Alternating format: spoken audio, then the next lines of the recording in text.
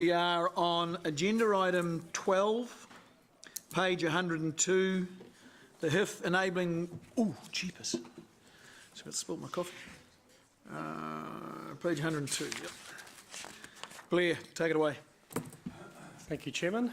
So, councillors, this report is presenting an opportunity for our council to be more game ready come the 1st of July to deliver the capital program and the long-term plan relating to the Peacocks area, which is enabled by the HIF loan. It is not about preempting the HIF decision. It is not about giving prior approval to the HIF process. There are a number of elements to the HIF program which is all about delivering houses faster and quicker, and that's the whole aim of the partnership with the government. I've presented here an opportunity for council to utilise an existing budget to effectively do some work which would enable us to hit the ground running on the 1st of July, but certainly not in any way commit to any construction projects nor acquisition of land. It's basically to have all of the preparatory work done in the next 3 to 4 months, so when we get to July we are that much closer to getting things underway. That is the purpose of this report. The opportunity here is that if we do spend any money in these two areas I've identified, both in the selecting the technical team and in the property preparation work, we can retrospectively include that within the interest-free HIF 10-year loan if council decides to approve the HIF by 30 June as part of the long-term plan process. So this is an opportunity to get going now, get game ready, utilising an existing budget, but not commit you in any way to the HIF decisions which still have to go through the 10-year plan process. So happy to take questions. Mark. Thank you, Blair. Just one quick question. So you're suggesting that if we go with the HIF, we retrospectively whack the 200 grand off that cost. What if we don't go with the HIF? So there's an existing budget which we have in the long-term plan now. Right. So this money will be charged against that existing budget. Yep. So it's more a case of if we enter the HIF from 1 July next financial year, then I can effectively utilise the HIF interest-free loan to repay back the current budget. Right. So but if we don't, not what happens to the money, what happens to the work? Is it useful if we don't go with the HIF? It's a timing issue. So some of the work wouldn't be utilised and may have to be done in the future. For example, if we're assembling the technical team to get ready to go for 1 July, and if we delayed the HIF project and didn't do it and was 5 or 6 years down the track, you would possibly need to go and do that work again. Right, but could you use that technical you could use team the thinking for other, like... No, they would. The technical team would be assembled specifically for this. Okay. The property documentation would be useful down the track, but certainly it is a case of demonstrating to the government that our council is wanting to be as ready as possible to deliver houses as fast as possible within the Peacock Row cell, utilising existing monies which are around, which is a budget relating to the Peacock Row cell. Right. Okay. Thank you. I'll say the rest. Angela. Thank you, Mr. Chair. Sorry, you said to Councillor Bunting's question if the... Angela, you might just lift your mic up. You're a little bit quiet. Well, quiet for me anyway. Probably because I was going like this. Sorry, what was that? Was Councillor Bunting's question was what would happen to this if the HIF, if we do this and the HIF didn't go ahead? That was the question, wasn't it? Yes, yeah, it was. Because we're doing the ring road anyway, and that's what this work is. This is looking at? No, this is relating to the bridge and the transport network into Peacocks. It's relating to the wastewater and the water network within the cell. So there's two elements to this. One is there is land that we need to acquire within the Peacock cell. So it's preparing all the documentation and thinking and land acquisition strategy, but not pressing go, Angela. So it's having everything ready to go. In terms of the technical team, it is basically going through a process to identify all the technical team elements that are required, going through a procurement process with the market to identify the technical team, but again, not allowing that technical team to start any work until, again, council has approved the long-term plan. So it just means that if council approved the long-term plan, and including Peacock, come soon after 1 July, we could then actually immediately commence those activities. The active purchase of land, the active design and technical work required to enable the Peacock's capital program to be delivered. So it just gets us, in my words, more game ready as opposed to us not doing this work now. We get to the 1st of July and then it'll take us a number of months before we can do anything. And then councillors may ask any of us, why are you not spending the money in the budget in terms of the timeframes? And it's because we've spent the first 4 months getting ready to spend the money. Yeah, so I accept that. My concern is that we are, while we might not be purchasing land or issuing any contracts, this whole project of the infrastructure fund is being consulted on in the long-term plan. So this is showing it in clear intent prior to consultation, and I'm quite uncomfortable with that. In terms of, and I know you said, Blair, it's not... Angela, can I interrupt you for a second? Do you mind addressing that? That's quite a big... Do you mind addressing that first before you go on to your next one? Or, So I can answer that question. Councillor sorry, Angela. No, that's okay. That's why the report is here today, because it's an opportunity that we are bringing to council to say we have an existing budget for the Peacock's growth cell. We could go and do this work within that budget. In fact, we could do it under council delegation, staff delegation, but we believe, for the exact reason that you've raised there, that council should have visibility of this work and either support or decline that opportunity. So very conscious that we would be doing some preparatory work ahead of the long-term plan being approved. But again, if I come back to the Housing Infrastructure Fund application, was all about delivering houses much more quickly to enable Hamilton to have houses for the growth that we're experiencing. So this is our recommendation. I guess it's the smallest sort of cost exposure that we can bring to council to get ourselves more ready to deliver that capital program without spending substantial amount of money. But Angela, at the same time, respecting that council is in a draft long-term plan process. So if you say no today, it just means that we wouldn't do any of this work until after council had finished the long-term plan and had either committed to Peacocks or declined it. So you're saying there's an existing budget and an existing resolution, because we did make one quite a while ago around enabling works, and this is part of that. But because the LTP is looming on us in public consultation, as you're giving us oversight, could you, under delegated authority in that previous decision, just have gone away and done this work? Is that what you're telling me? What I'm telling you is that within staff delegation, we could have done this work, but it's our judgment as staff that we bring it to council for your endorsement. So what I just said, your answer is yes. Yes. Yeah. So, And Angela, yeah. very much cognizant of your comment that you made at the start of your question. Around the public consultation, and this signals an intent. So it's coming out of the Progress Southern Links project, though, existing budget. Yes. And if I just comment on that, the significant component of the Peacock growth cell is the Southern Links transport component, the bridge, the roads, and the water network that sits within that corridor. So that's what that budget is for. That budget is to enable us to acquire land to progress elements of that, because bearing in mind we have a designation already for the Southern Links transport component. So, and we have been progressively acquiring land in the Peacock area, which is why there's a budget there, and we could utilise that. So, and again, if through consultation and through the proper process of LTP, this council decided not to take up the HIF fund, this cost isn't sunk. It's not sunk, no, but it may be that it has been spent and it may be a few years before we actually then utilise. Yeah, of course, yeah. Correct. And then probably we'd have to refresh the work and Correct. stuff anyway. In terms of, you have mentioned on page 103 under point 19 about fast-tracking land acquisition program supported by the Public Works Act if necessary. Mm-hmm.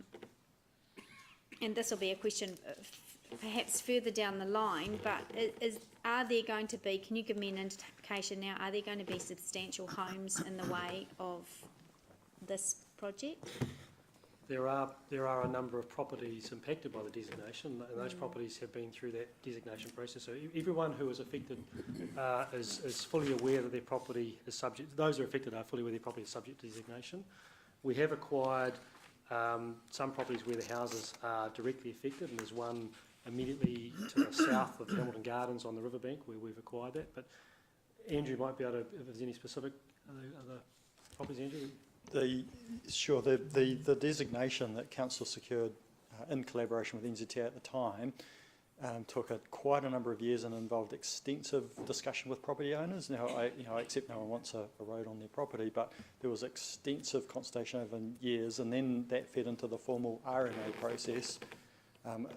And my recollection is there was only one appeal to the Environment Court, which was quickly resolved outside. So everyone in the area clearly knows and understands and has had significant engagement in what's proposed. I'm of the opinion there are no surprises out there. Now, clearly there will be some properties that are directly affected, but those people understand that, in my opinion. And I think councillors, again, council will be required under any process to pay market value for those properties. And so, if anything, acquiring the land earlier than later is going to be more advantageous to council because property prices will continue to increase as time goes on. Well, that's what we're seeing at the moment. So. Yeah, okay. Thank you. Thanks, Angela. Rob? Yeah, thanks, Chair. Look, my question really follows on a little bit from that. I'm just a little bit surprised, and I do support the fact that we should be doing some work, and indeed we've done already a lot of work on the HIF and probably spent much more than 200,000 in terms of staff time and consultants' time to where we've got at the moment. I'm just a little bit surprised though that we're wanting to take this money from another budget and not retain or create a budget which sits quite clearly transparent and says this is the preliminary work for the HIF fund. And I'm not sure whether in our books we've already got a costing, we've already got a ledger account that shows how much we've already spent on the HIF work to date. I'm just a little bit surprised that we're taking it from another pot, and we'll replace that pot if we go ahead, when in fact it would be much more transparent to leave it as a HIF fund preliminary cost or whatever, and then recover it back if we do go ahead. So there's a few elements to that question there, Councillor Rob. So yeah, I guess I'm coming back to the same particular point. So the costs that we've identified here were included in our detailed business case that's been approved by the government. So in terms of our amount of money we sought, these costs are included there. And so we would certainly identify these and keep these in a separate ledger account if Council approved that today. What I am identifying for Council is that there is an existing budget relating to the Peacock's Grove cell, which is specifically relating to the progression of the delivery of the Southern Links Transport Project, which is available for us to utilise to fund this work in the event that Council did not progress with the HIF and we weren't then able to retrospectively fund the loan. So I guess I'm just saying we're not asking for a new budget. There is an existing budget. No, and I understand that. I'm just really looking for some transparency and saying, well, you know, we're going to spend this money now specifically in anticipation of the HIF loan. So we would rather than take it from another pot and then move it back if we go ahead, or not move it, or leave it if we decide not to go ahead with the HIF so loan. I think I'm agreeing with you Okay. we will clearly identify this as a standalone activity. Yep. And if come 30th of June Council has declined the HIF opportunity through the long-term plan process, then we will need to come back and. So just looking at the costs that we've already incurred to date, you know, there will have been staff time which probably isn't separately charged, but there will have been consultants that you've brought in. Yes. To date. Where do those costs currently sit in our accounting system, and what happens to them if we either get the HIF, if we proceed with the HIF loan, or we don't proceed with the HIF loan? So Andrew may be able to help me, but some of those costs where they were directly related to the transport component will be eligible for a transport subsidy from NZTA, and we will be whether we go ahead or not. Correct. Yep. And Andrew, do you want to? Yes. So absolutely, there's a cost to prepare the HIF application, and I'll leave that bit with Bear, but a significant part of that cost was a legitimate cost for meeting our obligation on Southern Links anyway, regardless of HIF, because as a result of having a designation, there's things we must do, irrespective of whether HIF proceeds or not. So those legitimate costs, and they were mostly transport related, they're all sitting in those existing budgets. and You want to say something? and they're not, it's not part of HIF. It's all. If I can just add to that, Andrew, so on the risk and opportunities, you'll see $435,000, which is the cost of preparing the business case and growth scenarios. So that's the transparency there on page 23. That's for the HIF loan, not for Southern Links. That's right. Yep. Okay. And Councillor Rob, to the extent that we would be able to capitalise any of those costs towards the project, we would do so, and then they'd be captured as part of our HIF overall application. To the extent that we can't, they just are expensed. Okay. So why then aren't we going to put the $200,000 into that same 435,000? Because I guess these particular costs are far more aligned to the existing budget that I've identified. Okay. All right. Thank you. Thanks, Rob. Paula?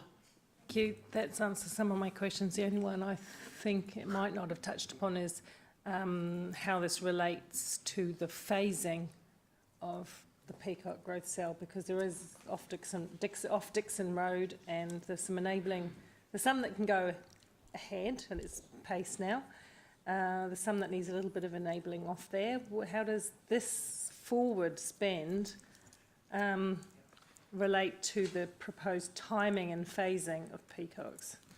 This work covers all the elements of the Peacock growth expenditure outlined in the 10-year plan, which is both the Dixon Road roundabout entrance you're talking about and the bridge in through from the Gardens end. So it's basically work to help us enable and get both those more ready from 1 July. Okay, so that's interesting to me, because a big spend around the bridge might be an area of debate in public, but the Dixon area requires a lot less immediate. Can I be clear, Can Paula? it? We're not. This would not be doing any work around the bridge or Dixon Road. It's basically two things: going through the appropriate process to have all the technical team ready to go. So from 1 July, then they can start actually doing the work you're referring to, and also preparing all the property acquisition documentation and strategy. So there will be no, between now and 30th of June, they won't be out there doing any geotech studies or investigations or designs. There's actually quite a process to go through to get the significant consulting team that's going to support our staff selected through a Okay, detailed that leaves me process. with one further question then, because if in the worst world scenario, there was a delay in the funding of Peacocks or a reduction in the scope or something, you'd have already spent that money, so you wouldn't be able to get it back from anywhere else? Or you're saying you'd be able to get it back from Sorry, I'm not sure on your question. that, as soon as that work's done, the money's spent, isn't it? As soon as Correct. all those consultants are paid, the money is spent. Yes, although we're not, the consultants that we're talking about assembling, they would be identified following a procurement process, but there's quite a lot of work to actually get to that point of identifying the consultants and going through the procurement process.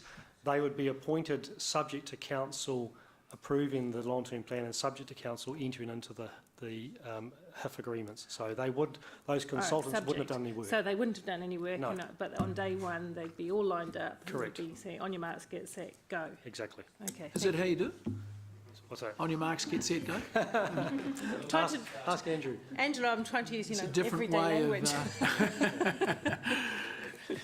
of prepping your consultants.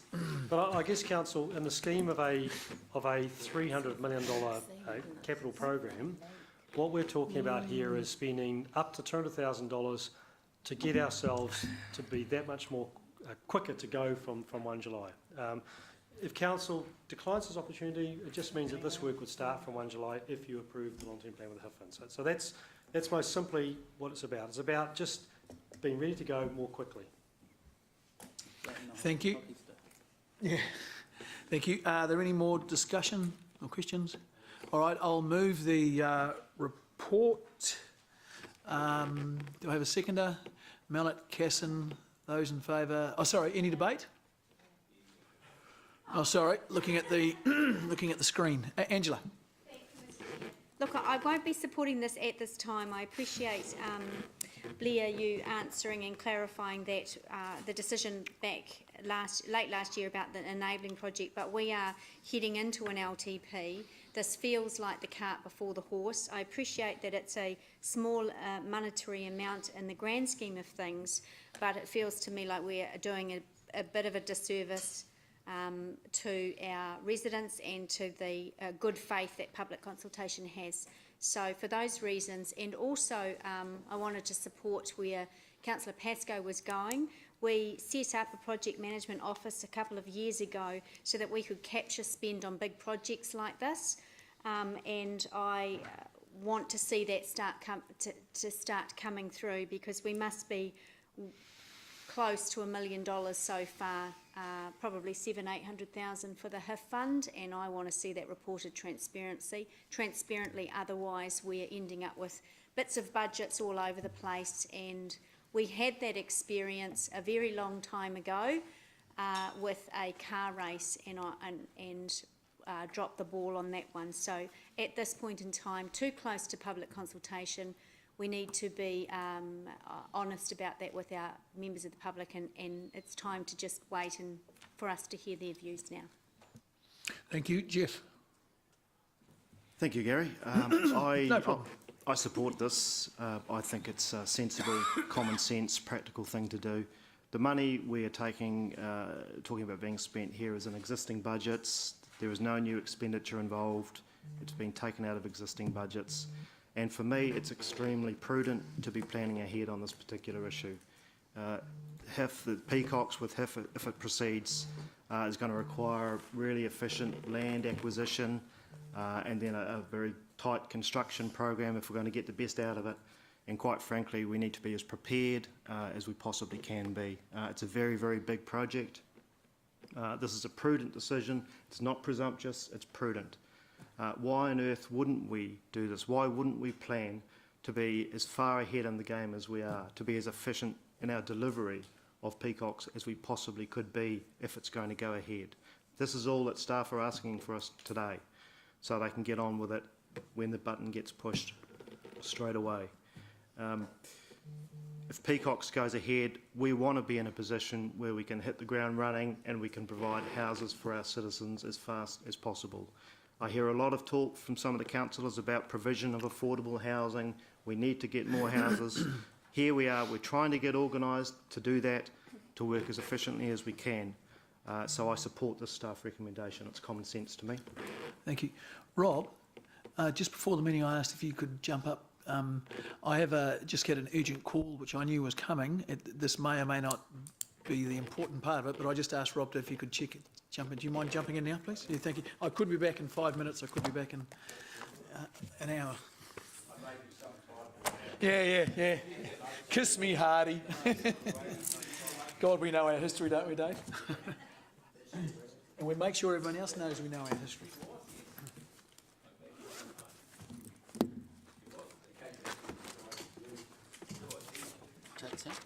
Oh, yeah, thank you. I could be back. That has been in between. That's the been teeth. in your Don't teeth. touch it. Okay. Pardon?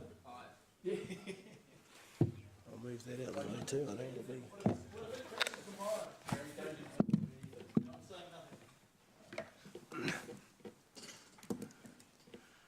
Okay, so I've got Councillor McPherson. Mr. Acting Deputy Chair or something. Angela would be right if this was going to be a sunk cost, I would suggest. It's not going to be a sunk cost. We've heard from staff at some stage, peacocks as a growth cell of councils, we're going to be doing that, where the proposal is obviously that we fast track it using the support of government, and which I believe will be an absolute no-brainer, but we keep an open mind for the consultation. But even if we weren't going to go ahead, the money's not wasted. The land owned, the preparatory designs and things like that will be needed at some stage in the future. So it is wrong to suggest that we're jumping ahead of the game in any sort of legal or even moral sense here.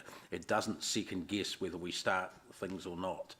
Jeff is 100% right in all the stuff he's talking about, and what I would add to that is I believe some of the angst about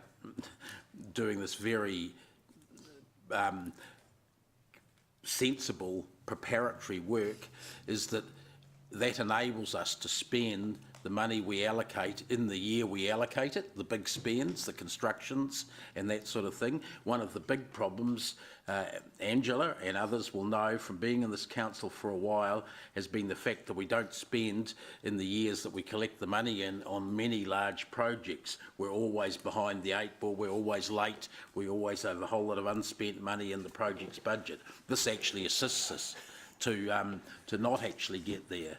So I'm suggesting that it's a no-brainer to go down this track. It doesn't waste anything. And Rob, I think you're sacked, are you? Yeah, sacked already.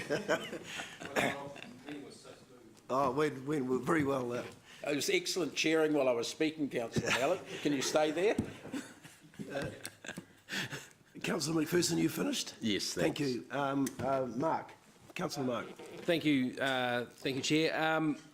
Yeah, it's interesting. I'm just responding to some of Councillor Taylor's questions. He was asking, why wouldn't we? And then he went on to say, if it proceeds. And I think that kind of answers it, because 2/3 of HIF is if at this stage. And I thank the staff for bringing it to us when you didn't have to. You wisely saw it as a bit of a flag. And I'm grateful for that opportunity to make a decision on it when you didn't have to bring it to us. It's often been equated to staying in the dance, this thing. Everything we do is about staying in the dance. To me, this is a bit like, well, the band's winding down and we're being, go on, have another drink, go on, just have one more. When we're thinking the door is pretty close. Again, thank you for bringing it to us. And for answering the question when I asked about the reasons that you did, and it was pretty much about demonstrating to the government that we're in, giving a clear signal to the government that we're in. I can think there are probably cheaper ways of doing that, like maybe a nice box of chocolates or some flowers, or maybe perhaps everything we've done so far, maybe, some of the comments that Grant Robertson was making, he knows we're very keen on this, or he thinks we're very keen on this. But the fact is, we're not in. We're not in yet. I made a clear signal at our last Stay at the Dance conversation that unless I saw a better deal, I wouldn't be that keen, because I personally am of the mind at the moment that bridge is going to put our ratepayers in far too much debt down the track, and I am at great odds as to whether I signal that it pains me to say I'm pretty much out of the process at this stage, or I'm pretty much pulling my flag out of the ground and going home. I am definitely with an open mind, of course, unless there's something persuades me, but I've been pretty consistent in saying that I need to see a better deal, and I'm not seeing one yet, so I'm not really prepared to carry on and say, oi, I'm staying in the dance, so I'm out, I won't be supporting it. Deputy Mayor. Keep trying. If historically the council had not proceeded with the Flagstaff Rototuna development in the northeast, in terms of the Hamilton Urban Growth Strategy, what would be the situation with regard to house prices, rentals and accommodation in this city at the moment?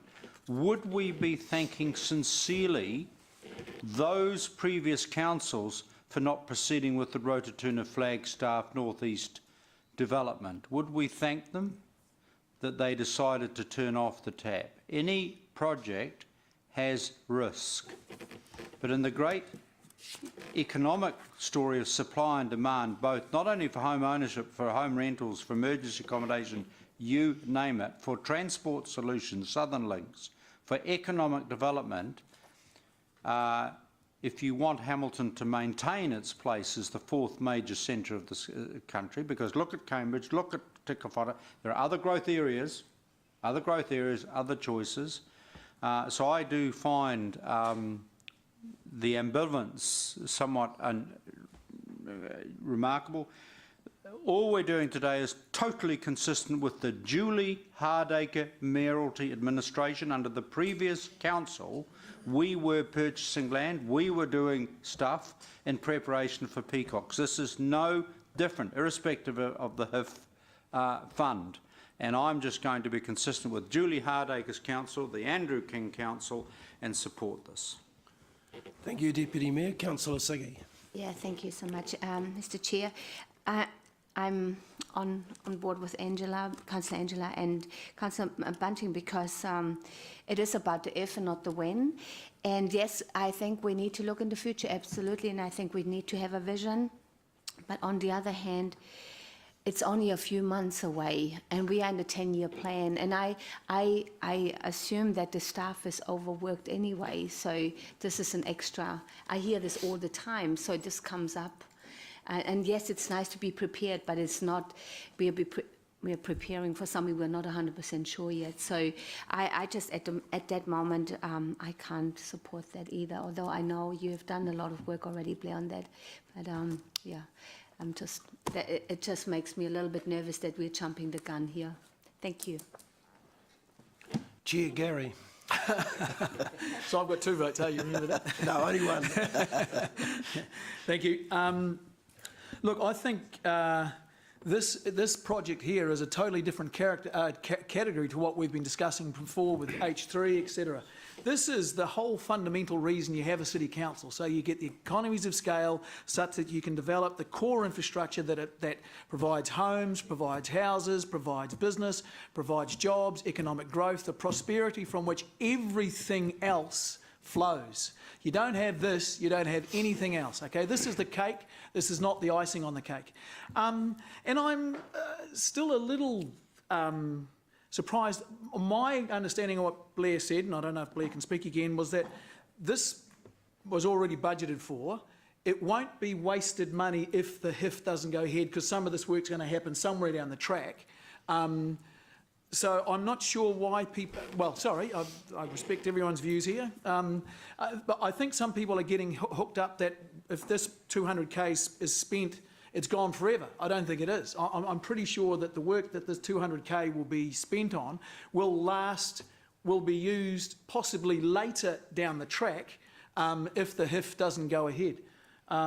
So I think for 2 reasons. A, I don't think the risk is quite as risky as people think, because I think we will still get ratepayers, the citizens of our city will still get $200,000 worth of value, maybe a few years later if the HIF doesn't proceed. But fundamentally, this is our core job. This is what we are here for. The other stuff I don't have much time for. I'm being quietened down from my right. Okay, that's where I stand anyway. Thank you. Okay, so my understanding is we have the motion on the table. Councillor Mallet, seconded by Councillor Casson. I suggest in this case go to the board for voting. Now, does Ryan know what to do? You know what to do? Okay.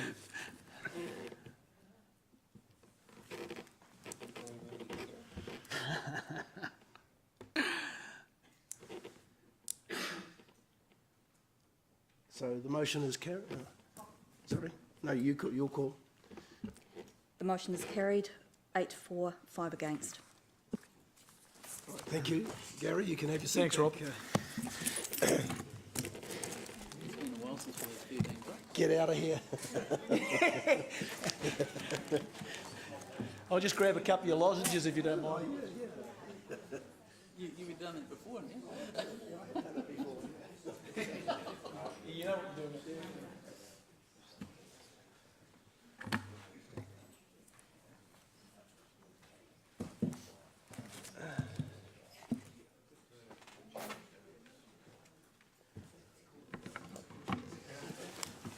Not used to these meetings going longer than an hour.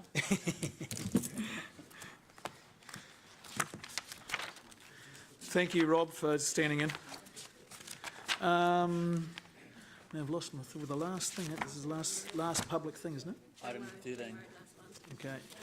Okay, we're members. We're item 13, Hamilton Ring Road multi-funding agreement, page 105.